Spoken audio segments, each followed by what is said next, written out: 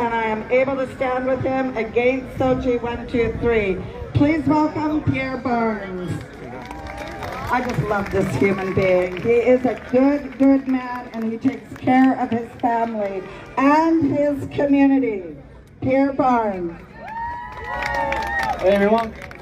Well, that's a lot of people today. So my website is not the Sogi Task Force, but the exposing Sogi123.com. So on that website you can find lots of information about what is going on in school, because what some of the trustees are doing and some of the board members, they try to gaslight us, to tell us that the books are not there and this has not happened. So we start by being book banners to become purveyors of misinformation.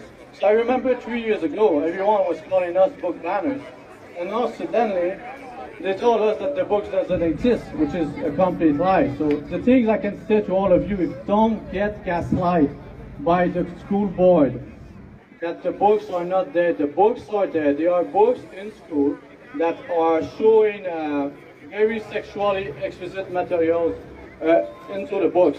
There are books that the book's identical, which is now in the Abbotsford school district, and the trustees are aware that this book is there.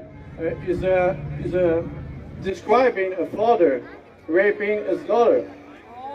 Yeah, and it's describing that in the view of the abuser, like if it is a good feeling at something good.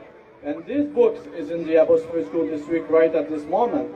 There is the book Genderqueer was there, and the trustee acknowledged the presence of the books, and they did remove the books.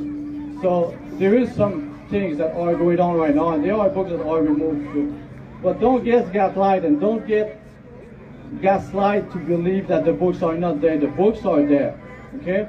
So, so you can go on my website, you can see all the list of books, the books that was previously there. Some has been removed and some are still there. And one of the big problems with Sogi, the big problem with Sogi is that in Canada, in BC specifically with the Infant Act, children can consent to medical surgery. They can consent to puberty blockers. And so if in our school they are teaching that the boys can be girls, and the parents, they don't agree with that ideas, what happens is the children by themselves, they can decide that they can go and follow the step to get puberty blockers without the parent consent. And if the parent doesn't agree with that, they'll take the children away from you.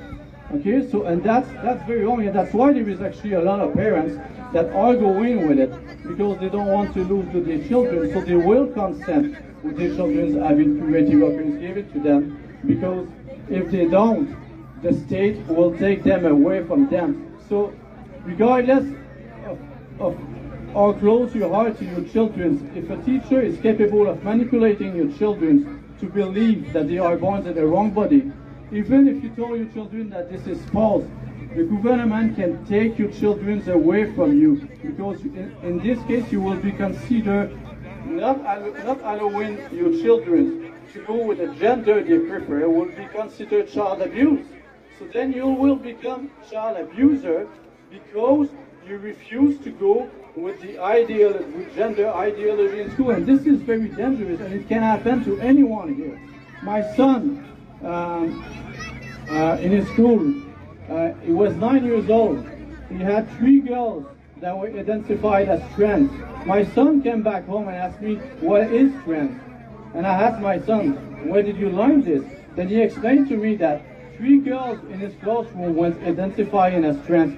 And the school where my son's here, 90% of the children are Benjamin, they are East Indian. So they are going after your community, they are going after your little girls and your boys to make them believe things that are completely false. And if they are capable of manipulating your children about this stuff, they are capable of taking your children away from you. And this is dangerous.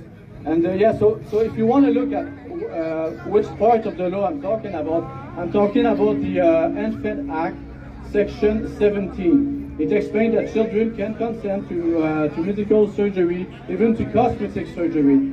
Let's say the vaccine. Bonnie Henry actually made a video, she made a speech actually, talking that the the children were able to consent to vaccine without the parents. So she actually said that publicly. So children are capable to consent to medical surgery and all this stuff if they are considered mature minors, and that's the trick. They say, well, if we consider your children mature minors, they can consent to whatever they want. And what is a mature minors? A mature minors is whoever the physician, when the physician is going to speak with the children, and if the physicians think that the children are mature enough to consent to puberty blockers or to vaccine, then the children is considered mature minors. So that's very dangerous, because it all depends on the physicians you have. So if your physician is ideologically driven or is forced to be ideologically driven, which is the case, because now physicians are forced to be ideologically driven, therefore they are forced to make children mature minors and have them consent to all those drugs. If you go to the BC Children's Hospital under the section gender, you will see that the Children's Hospital are promoting puberty blockers, estrogen, and testosterone for children. This is very dangerous. Lupron, the drug that is used for puberty blockers, they used to give this to pedophiles, to chemically castrate the pedophile. And they stopped giving this to the pedophile because of the side effect. It was too dangerous to pedophiles, and now they're giving this to children. And I think there is one lady that previously talked. I think they gave this to her daughter. They give children what they used to give to pedophiles, to chemically castrate them. And they want us to believe that they want to provide suicide. That's all BS. Okay? When they are telling us, oh, you know, we're gonna agree with the genders of the children, or because they are going to kill themselves, this is bullshit. You know, you're not gonna start to chemically, you're gonna solve depressions and suicide by mutilating the children. Okay, and the drug they give, actually testosterone, if they give this to a girl, one of the side effects is depression. And depression, what happens when you get depressed? You want to kill yourself. So they are making us believe that they want to prevent suicide by giving drugs to children that will cause suicide. It is actually more children and adults are killing themselves after they go to transitions than before it. Gender affirming care, make it clear, gender affirming care is child trafficking. Okay, this has to go in the minds of people, and whoever is pushing these things into the schools are complicit. They are working with child traffickers. Okay, so it's like I said, we keep talking about what happened in other countries, that you know that they're doing bad things to children in other countries. In our country, in Canada, we are mutilating children. Children are getting the breast cut. We are chemically castrated children. So this is bad, and we have to do something about it. And this we have to stop at the school board, because this is where they get indoctrinated, is in school. So yeah, and regarding the sexually explicit material, one thing, sexually explicit material, okay, is showing sexually explicit material to children is child abuse.